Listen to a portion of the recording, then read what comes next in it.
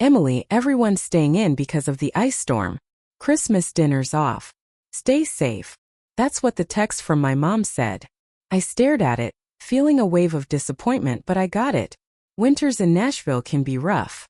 What I didn't realize at the time was that this short message would end up pulling the lid off years of hidden family truths and change everything for me. I'm Emily, I'm 33 years old, and I work as an accountant. Up until last Christmas, I honestly thought I was just the odd one out in our family. You know, the type, quiet, focused on work, not really fitting in with the rest of the loud, always social crowd. My younger sister Lily? She was the golden child. The one who could do no wrong in our parents' eyes. That Christmas morning I settled in, planning on a peaceful day by myself. I made some hot chocolate, flipped on a few holiday movies and tried to stay upbeat, even though I felt pretty alone. Around 2 p.m., I was scrolling through Instagram when something stopped me cold. There it was, a fresh post from my cousin Sophie. The caption read, "Perfect family Christmas at Lily's.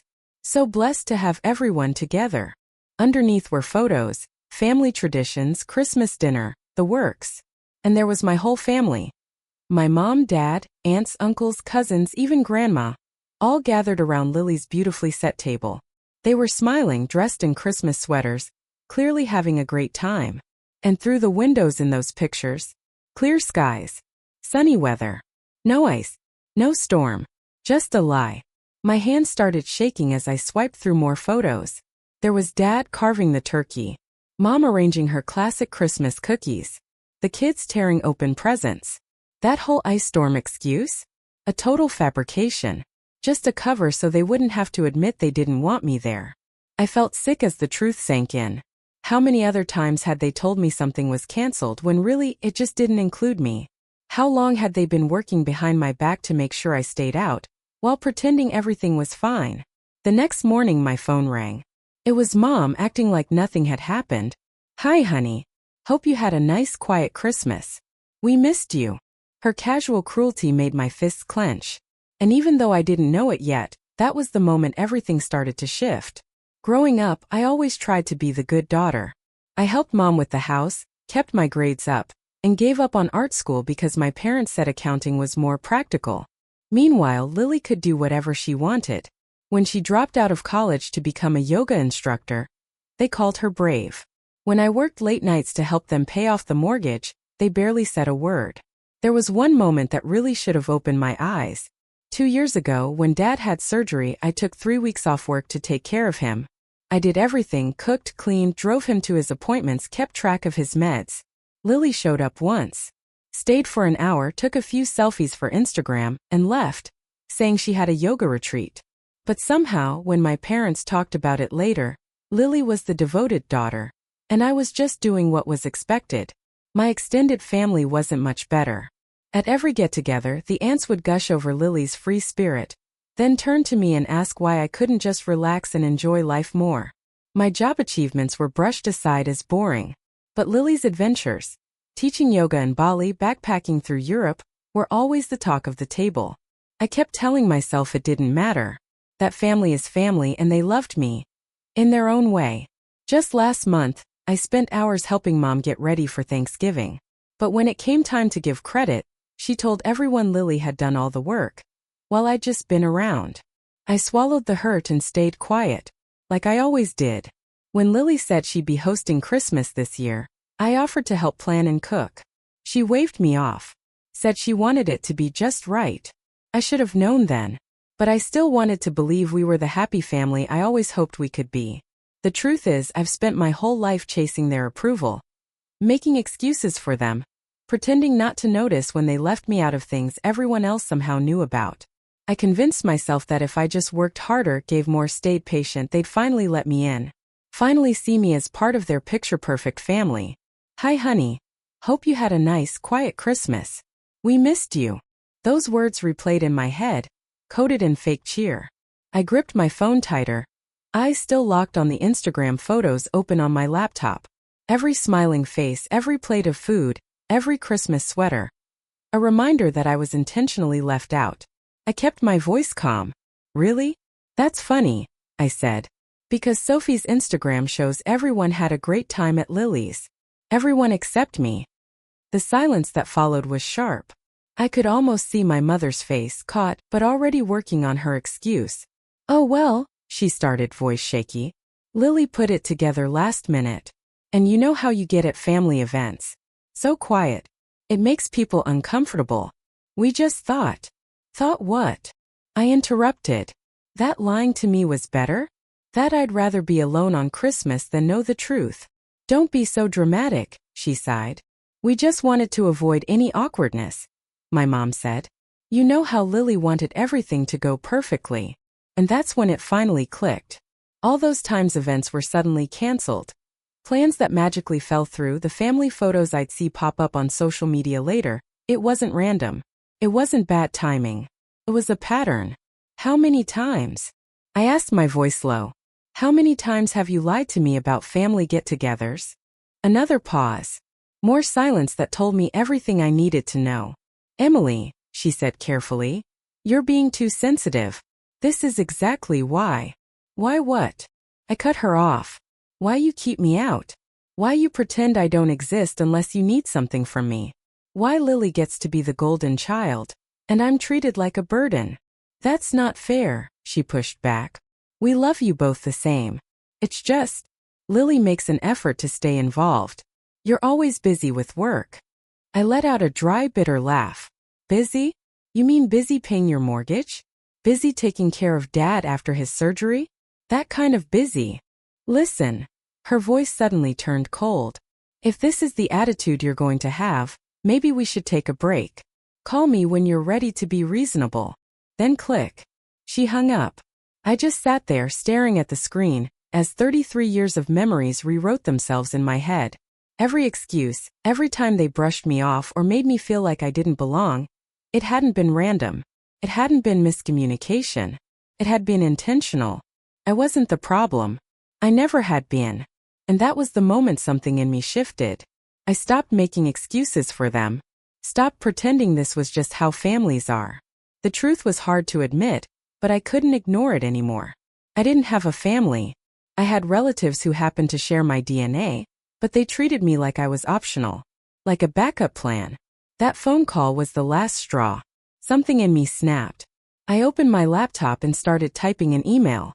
Not just to my mom, but to everyone. My dad, my sister, my aunts and uncles, cousins. Every single person who had been smiling around Lily's Christmas table. My fingers flew across the keyboard.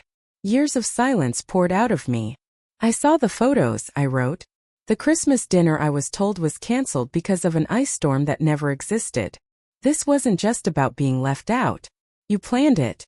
You lied on purpose so I'd spend Christmas alone." I attached the screenshots. Mom's fake weather warning, side by side with the sunny, festive Instagram posts. And then, without giving myself time to hesitate, I hit send. The replies started coming in fast. Aunt Karen claimed they just forgot to let me know plans had changed. Uncle David said I was being dramatic. Sophie, the cousin who'd posted all the pictures, deleted everything off her feed and messaged me that I was making things harder for everyone. Then came Lily's reply. A long, smug email about how I never make an effort at family events, and how she just wanted one perfect holiday. She even had the nerve to say that leaving me out was for my own good. Because apparently, I don't like being around family anyway. But it was my parents' reaction that really drove it home. Instead of apologizing, they attacked. My mom started calling mutual family friends, telling them I was going through something. My dad sent a cold, formal email scolding me for airing private matters and saying it was disrespectful to the family. Then Lily texted me. "You've really gone and done it now," she wrote. "Mom's crying, everyone's upset. And it's all because you couldn't just let it go. This is exactly why you weren't invited." It was like I'd fallen into some alternate reality. They were the ones who'd lied, shut me out, and manipulated the truth. Yet somehow I was being painted as the villain. And the more I stood up for myself, the more twisted their version of events became. When I refused to back down or apologize, they took it even further. My mom started showing up at my office uninvited, making scenes in the building lobby. Lily started posting vague Instagram captions about toxic people and choosing peace over family. My dad even threatened to cut me out of his will if I didn't fall back in line.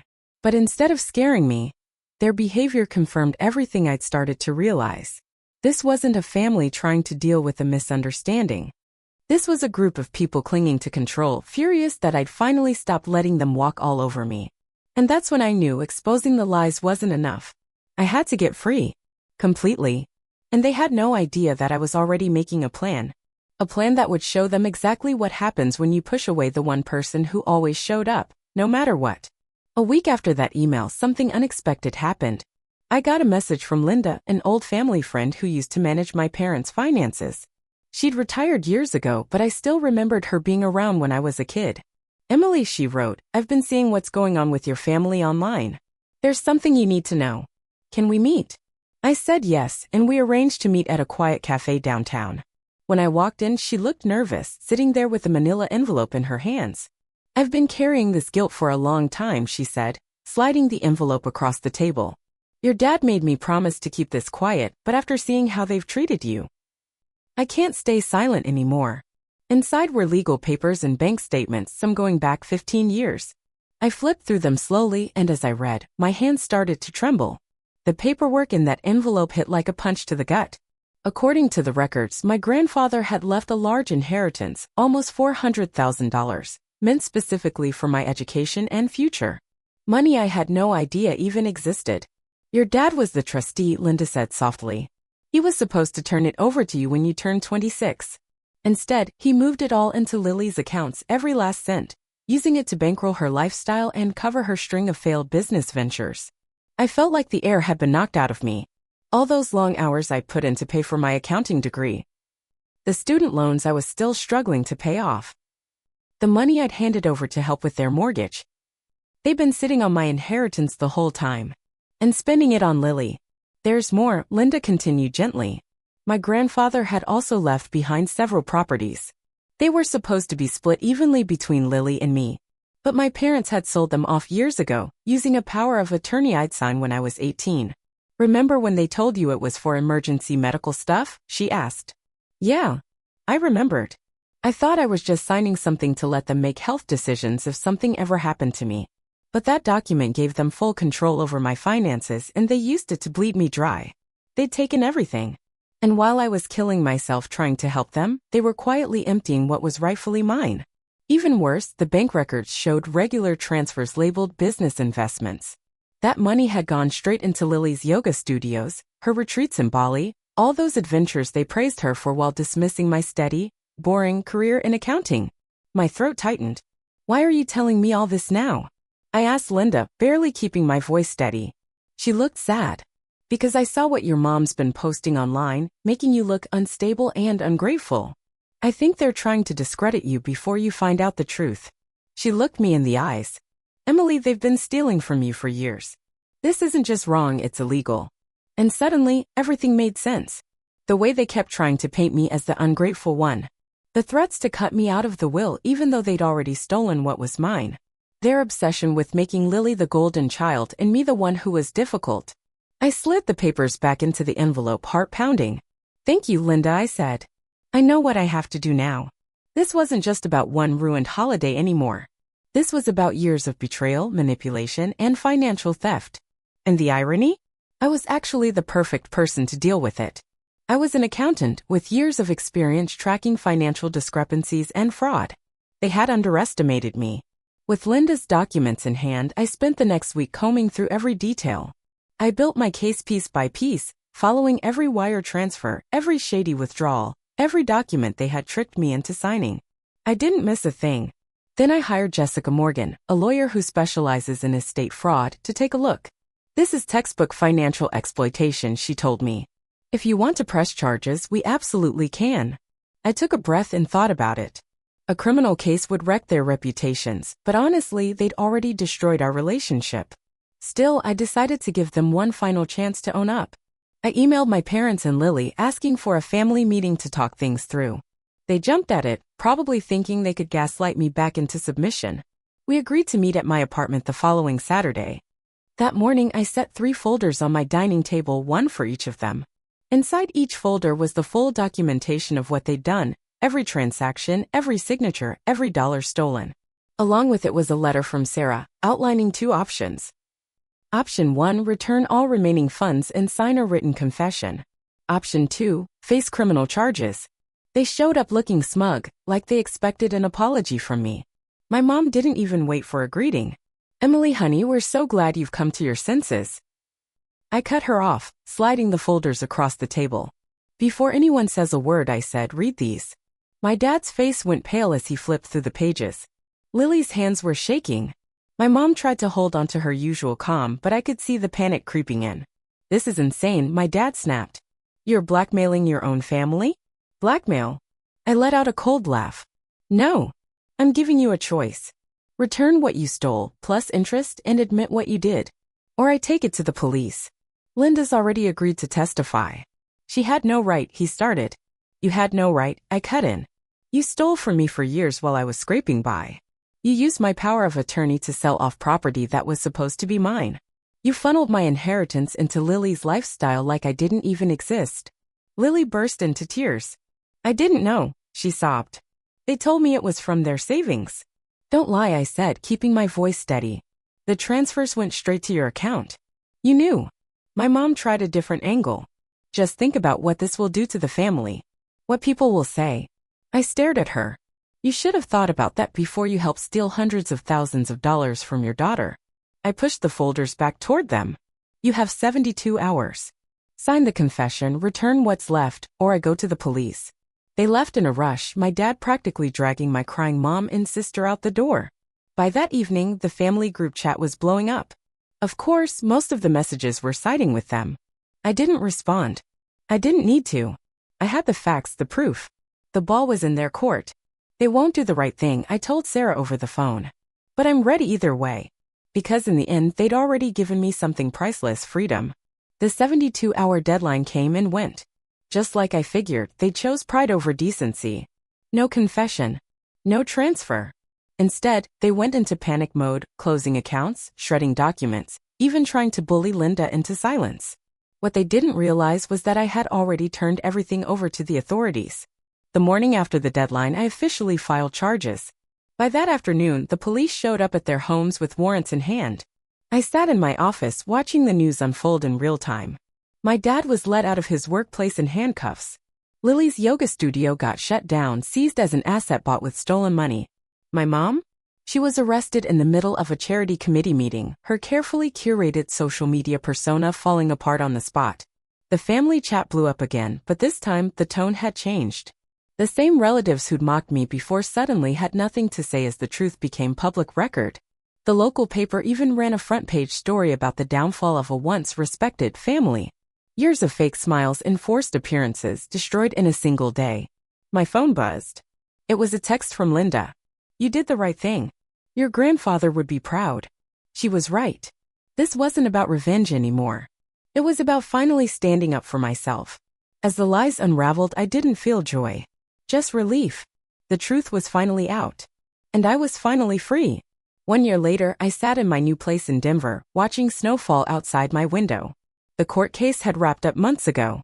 My parents both took plea deals and were ordered to pay restitution. Lily's so-called yoga empire had collapsed, and she was now working as a receptionist.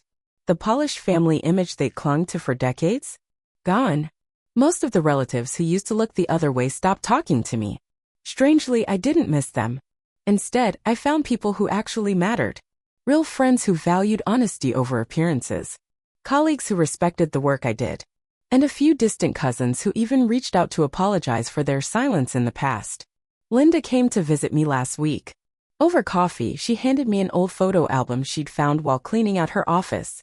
Inside were pictures of my grandfather and me, moments I'd almost forgotten. One photo showed him teaching me how to fish. We were both laughing at something I couldn't quite remember, but I could still feel the warmth of it. He always said you were the strong one, Linda told me. He knew they favored Lily. But he believed you'd rise above it. I ran my fingers over the photo, remembering his kind, steady smile. He tried to protect my future the best way he could. And even though it took years, his gift gave me something more important than money ever could. The courage to take back my life.